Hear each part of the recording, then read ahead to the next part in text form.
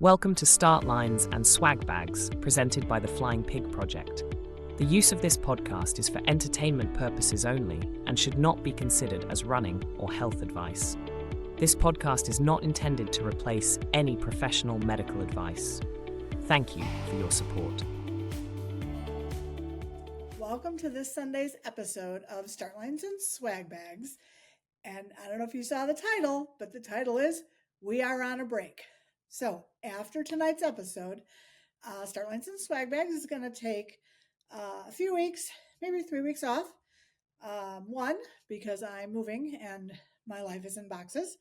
And two, we want to start really digging into some of the concepts that have been talked about, like you're not a runner unless, what a runner looks like, and all of these things as we still continue to hear people's stories. I have a lot of episodes lined up to be recorded that I'm very excited about, but I couldn't end this block, or actually we're going to say this season, without a couple things.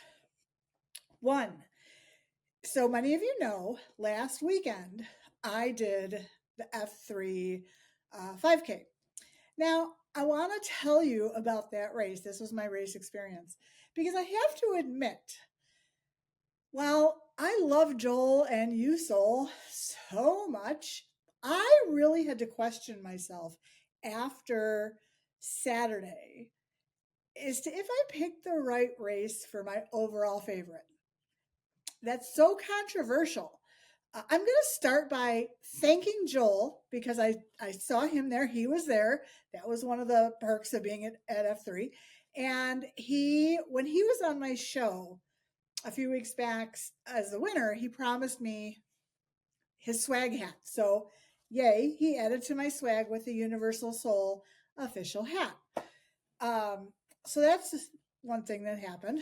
Another piece of swag is the medal. This is so cute. It's a little heart with two mittens. It's got the name of the race on the back. The sweatshirt I was wearing in a previous episode, so I'm not going to bring that back out. But let me tell you about the day and why, a lot of factors go into determining my favorite. So first, it was nice that I got a ride because I don't drive to the city. So, of course, the ride in was nice with a friend of mine. We had several fast trackers there. We had, who am I going to miss? We had Jonathan, Adam, Nancy, Vianna, Marty, Liz, Jerry, Adam, and then Ian and Amor, but those two were doing 20 miles, so they threw their marathon in the middle of their long run. Overachievers. Anyway, so we go, and it isn't Soldier Field, but we're in the United Club. So we're inside. It's nice. I run into Joel. He welcomes us to leave our stuff by his table. So now we don't have to mess with gear pickup, because if you could have seen that line, holy moly. And basically you just kind of kick back and relax. They called the half marathoners out. We waited, us doing the 5K. And like a half an hour later, we walked out. It was the most stunning day in Chicago to be doing a race. I think the race time temperature was 26. Now, when I went out, I had a base layer and then one shirt over that. I had a hat on, one layer of pants. I think I brought gloves. And I was not cold at all. There was not a lot of wind. And we are right on the lakefront. I mean, it's right there, as you'll see in some of the pictures that I'm going to post. And did not feel cold at all. Never, ever, ever felt cold. The only time I did was when I ultimately finished. And you got a little bit of a walk back to the United Club. So I had said my goal was just to go out for a stroll and enjoy the view, because it was just stunning that day.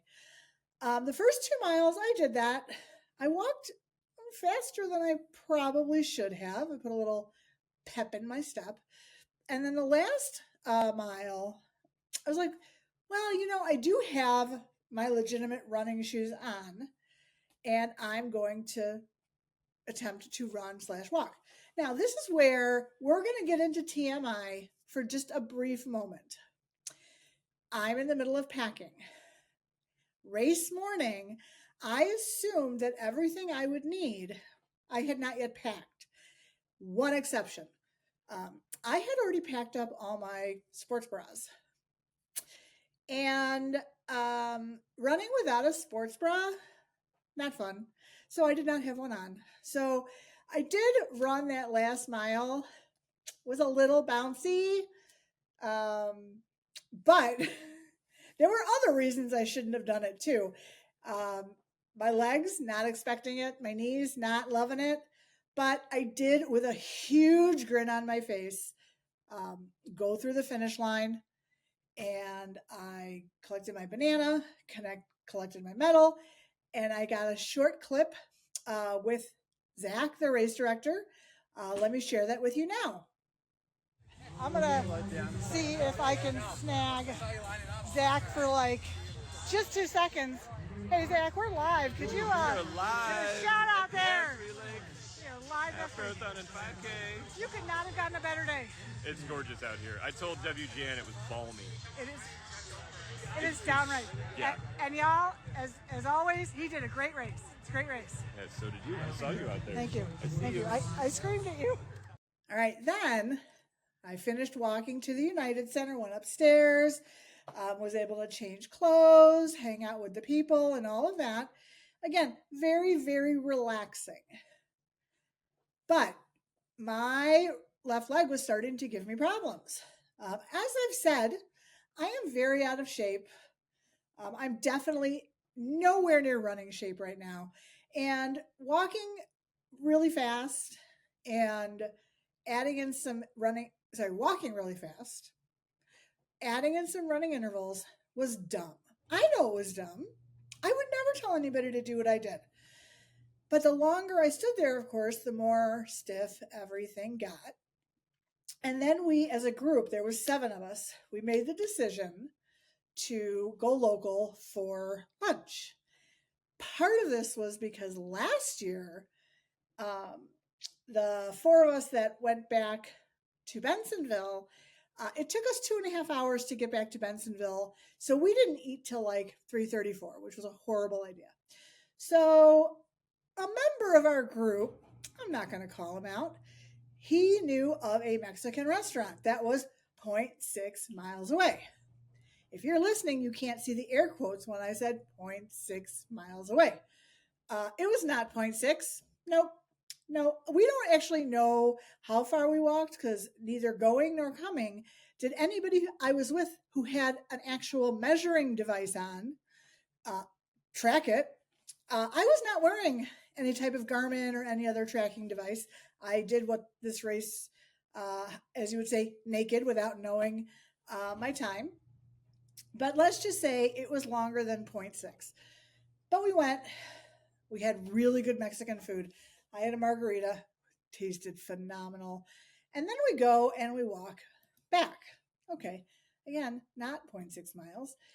Actually up a big hill and down a big hill because we're going over train tracks. And then, we get in the car and we drive home. And by the time we get home, when I got out of Jonathan's car to get into my car, my left leg no longer worked at all. I came home. It was probably the most painful day. By the next day, though, it was good. But the moral of this story was that race, everything about it, the whole day, meeting people. I ran into Swifters. I ran into Rebecca and Marie, and I gave them bagels. Yeah, I carry a bag of bagels with me when I go to a race. Just the whole thing from start to finish is just cream of the crop. It's fantastic. If you've never done F3, you have to do it. Are you scared because it's like the last Saturday or weekend in January? Fine. Be scared. Do it anyway. What do I say? Embrace the crazy to unlock a world of possibilities. Now I get it. It doesn't really unlock anything, but I will be there next year and the year after and the year after and the year after. So that's my F3 story. And that's it. That's it on race stories. So the last thing I'm going to do, well, not the last, the next thing I'm going to do is I want to thank all 24 people who came on this show in the last few months that gave me their time, sometimes their time twice, because that's what happens.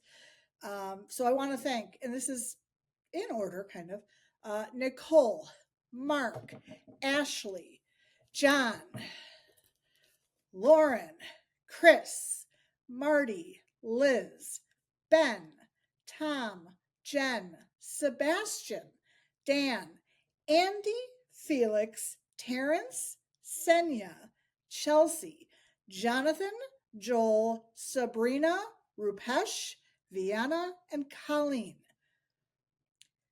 You 24 agreed to be on my show, talk to me online, me thinking I knew what I was doing, and I guarantee you I learned something from every single one of you. And I'm taking bits of every single one of the episodes with me to move on to where this show is going to go next.